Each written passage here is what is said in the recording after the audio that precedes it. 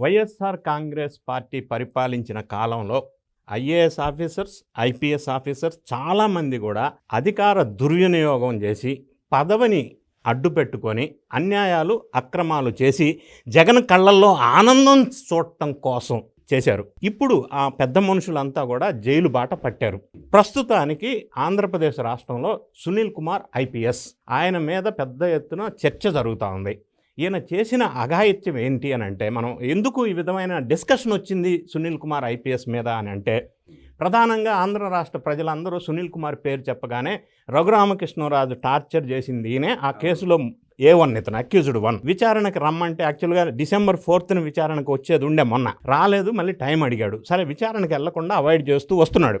అయితే విషయం అది కాదు. ఇప్పుడు జరిగిన సంఘటన ఏంటంటే, ఈ అనకాపల్లి పరిసర ప్రాంతాల్లో గాంధీ గ్రామం అనే ఒక విలేజ్లో అంబేద్కర్ విగ్రహ ఆవిష్కరణ సభ ఒకటి పెడితే ఆ సభలో ఈయన ఒక అతిథిగా వెళ్ళి కొన్ని కామెంట్స్ చేశాడు. ఆ కామెంట్స్ అనేవి పెద్ద ఎత్తున ఇప్పుడు దుమారం లేపినాయి ఆంధ్ర రాష్ట్రంలో.